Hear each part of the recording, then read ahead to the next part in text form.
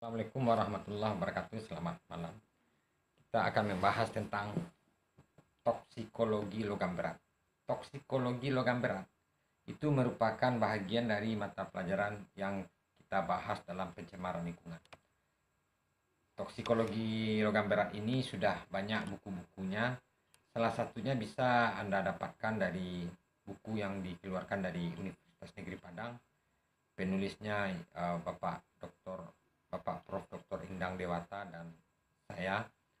Dalam toksikologi itu, toksikologi logam berat dimasukkan ke dalam toksikologi lingkungan. Jadi artinya racun-racun yang ada di lingkungan itu ada macam-macam, yang salah satunya adalah golongan logam berat. Kalau berbicara toksikologi logam berat itu kita lebih banyak ke dalam kimia. Kimia merupakan ilmu yang mendominasi dalam pencemaran lingkungan, karena walau bagaimanapun ya pencemaran lingkungan itu adalah tentang bahan-bahan pencemar yang dikaji dari sifatnya.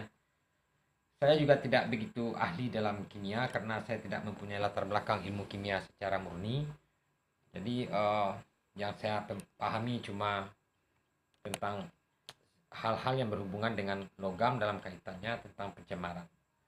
Kalau materi pokoknya tentang logam berat ini, toksikologi ini, saya membagi atas 4. Pertama, pengertian logam berat. Logam dan logam berat. Jadi ada logam berat. Kedua, karakteristik logam. Apa-apa saja unsur-unsur yang bisa menyebabkan dia dinisbatkan sebagai logam. Kemudian pembagian logam dan faktor toksisitas logam. Faktor toksisitas itu maksudnya faktor yang membuat dia mempunyai daya racun. 4 itu saja diketahui itu sudah sangat pintar seorang mahasiswa. Jadi mengetahui itu maksudnya lebih detail tentang sifat fisik, sifat kimianya, kemudian apa kegunaannya, kemudian keberadaannya di alam, dampak racunnya, kemudian gejala keracunan, sumber paparan, dan dampak terhadap lingkungan. Itu maksudnya, sehingga diketahui contohnya logam apa. Nanti saya contohkan beberapa buah jenis logam. Pengertian logam itu sebenarnya logam itu dalam KBBI itu kan disebutnya metal. Metal itu adalah suatu barang tambang yang biasanya berupa bahan dasar berat dan padat, mempunyai sifat tertentu. Dia juga berkilau dan dapat dibengkokkan, dapat ditempa, dapat dilebur dengan menggunakan panas api dan listrik, dan dia merupakan mineral yang tidak tembus pandang, artinya tidak transparan. Dan ini yang paling penting, sifat logam adalah dia adalah konduktor, artinya bisa menghantarkan panas. Jadi kalau ada sebuah benda menyerupai logam berkilau, tetapi ketika diberi panas tidak menghantarkan, itu berarti tidak logam. Nah, dalam bahasa Inggris logam dan metal mempunyai arti yang sama. Jadi dengan demikian istilah logam yang dimaksudkan ini sama dengan istilah metal pada literatur yang Anda baca maupun di jurnal-jurnal lain. Kalau karakteristik logam itu ciri-cirinya sebagai bahan kimia yang keras, memiliki kekuatan yang dapat diregangkan, elastis, dan dapat ditempa dan dibengkokkan. Nah, itu dia ciri-cirinya. Sudah banyak orang yang menyetujui para ahli bahwa itulah ciri-ciri dari logam tersebut. Banyak jenis logam yang berbahaya, bahkan mematikan bila dikonsumsi melebihi dari standar kebutuhan manusia. Namun demikian, terdapat juga banyak jenis logam yang sangat dibutuhkan, baik untuk pertumbuhan dan perkembangan manusia, meskipun dalam jumlah yang sedikit. Jadi kita mempelajari logam berat itu bukan berarti menganggap logam berat itu musuh, karena dia ada di tubuh dan dibutuhkan. Pembagian logam ini memang belum sepakat para ahli membagi, tetapi akan saya coba menyampaikan beberapa orang yang membagi. Sudah sejak dulu kala dia berusaha mengelompokkan. Ada yang mengatakan logam itu dibagi atas logam berat, logam ringan. Ada lagi yang mengatakan logam itu dibagi berdasarkan aktif dan aktif. Itu dia pembagian logam. Ada juga yang lebih detail lagi, dia malah membagi logam itu menurut 4. Logam beracun, logam penting, logam esensial, logam beracun, yang keempat ya, logam beracun minor. Jadi dia mengelompokkan pembagian logam itu langsung saja dibaginya logam yang beracun. Logam yang beracun itu, racun logam itu dianggapnya 4. Pertama logam penting, artinya tentu racunnya penting. Kedua esensial, racun, dan minor.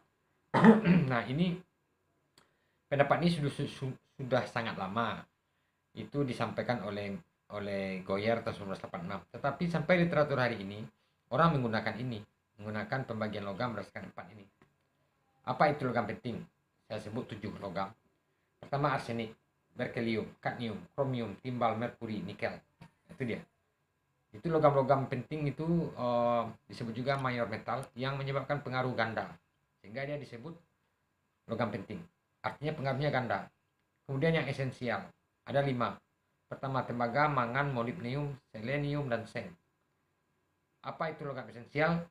Yaitu logam-logam yang berpotensi menyebabkan keracunan. Selanjutnya ada lagi logam yang memang beracun.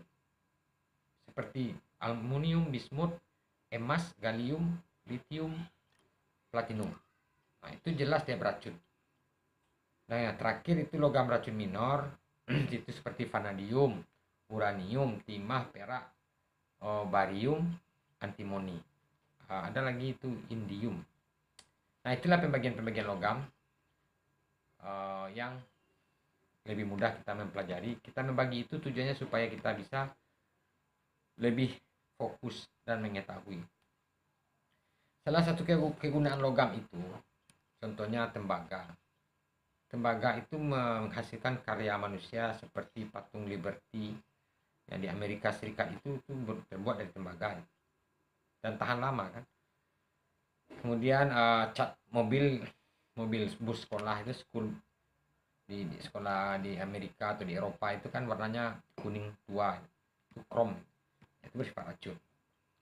Jadi saya kira saya cobalah menjelaskan satu unsur logam yang kita sebut logam penting itu. Kita anggap sajalah sekarang arsenik misalnya. Arsenik itu berada di alam dalam bentuk senyawa seperti asam arsenat, asam arsenit. Kalau asam arsenat itu kan H3ASO4. Kalau asam arsenit SO-nya 3, jadi H3ASO3. Ingat pelajaran SMA kalau IT dan AT itu begitu bedanya kandungan oksigennya, ikat oksigen. Kemudian ada lagi dalam bentuk kadmium arsenida dan dalam bentuk timbal biarsenat. Ada juga dalam bentuk arsin. Arsin itu arsen trihidra ASH3 dia. Racun arsenik ini sebenarnya arsenik buatan. Dia merupakan arsenik buatan atau disebut juga arsenik anorganik. Umumnya digunakan untuk keperluan pertambangan termasuk tambang batu bara dan peleburan tembaga. Senyawa ini banyak digunakan di dalam beberapa sektor industri seperti pengolahan kaca, tekstil, cat, pengawet hingga alutista untuk militer, senjata militer seperti peluru dan lain-lain. Arsenik merupakan salah satu unsur kimia yang tergolong logam berat dan terbagi di atas 2 jenis arsenik organik. Pertama arsenik organik, kedua anorganik. Kalau yang organik itu terbuat dari kombinasi kimia arsenik dengan senyawa organik yang tidak berbahaya bagi manusia, tapi jika dalam kadar kecil. Biasanya digunakan dalam pembuatan insektisida dalam kadar kecil. Tapi kalau penggunanya maksimal, tidak sedikit, tentu akan memberikan dampak. Kalau anorganik ditemukan di industri dalam bentuk gas yang beracun jika dihirup. Nah, ini dia yang anorganik tadi. Kedua jenis ini sebenarnya terdapat di air, tanah, dan udara dalam jumlah yang kecil. Karena terkandung pada 3 unsur tersebut, maka tentu arsenik juga diserap secara alami ke makanan dan minuman yang kita konsumsi, seperti pada nasi dan buah-buahan. Penyebab keracunan arsenik ini misalnya seseorang bisa keracunan apabila mengkonsumsi air tanah yang telah terkontaminasi oleh arsenik. Kenapa demikian? Karena air tanah itu dia bisa menyerap arsenik secara alami. Umumnya orang yang tinggal atau bekerja di sekitar lingkungan industri yang menggunakan senyawa arsenik yang sebagai salah satu bahan bakunya, tentu saja dia lebih rentan dari keracunan arsenik tadi. Bisa terjadi melalui makanan seperti konsumsi ikan, daging, unggas, produk susu, dan sereal yang tercemar bisa mengakibatkan seorang terpapar. Nah, kalau gejala arsenik, gejala keracunannya, misalnya kram otot, mual, sakit perut, diare, dan cicitnya urinnya gelap, warnanya gelap, dan vertigo. Vertigo itu sesungguhnya kan tidak penyakit, tapi akibat dari penyakit yang ada. Vertigo itu pusing, keseimbangan dari saraf yang tidak seimbang. Makanya kalau Anda seringlah menggosok kedua telinga seperti petinju itu kan, digosok-gosok telinga itu sebenarnya karena telinga ini berpengaruh terhadap keseimbangan pandangan. Jadi kalau ada gejala vertigo silakan digosok-gosok telinga. Paparan arsenik ini dalam jangka panjang bisa menimbulkan dampak yang lebih parah dia bahkan bisa menyebabkan kematian. Itulah contohnya arsenik.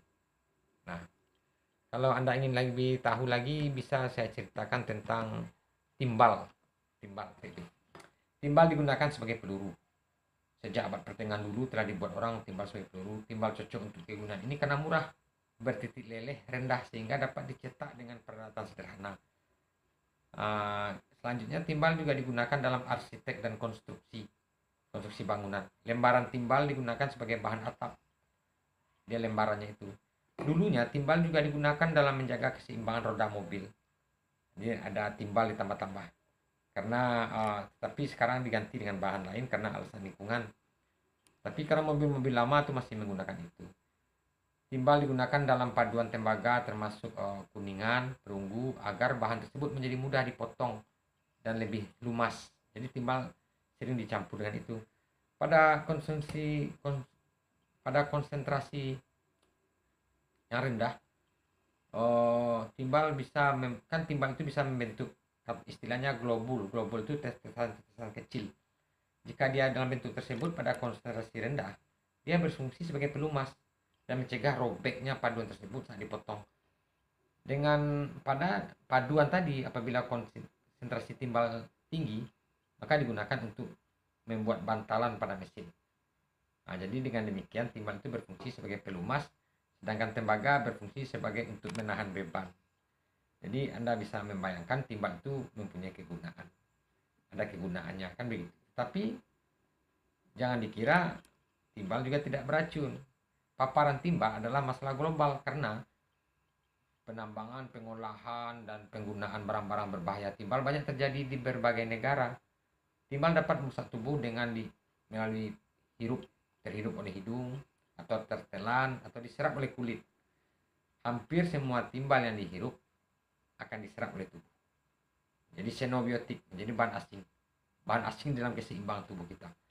Sedangkan timbal yang ditelan biasanya diserap sebesar 20% sampai 70%, dan anak-anak menyerap lebih banyak jika pada suatu lingkungan timbal itu banyak di udara.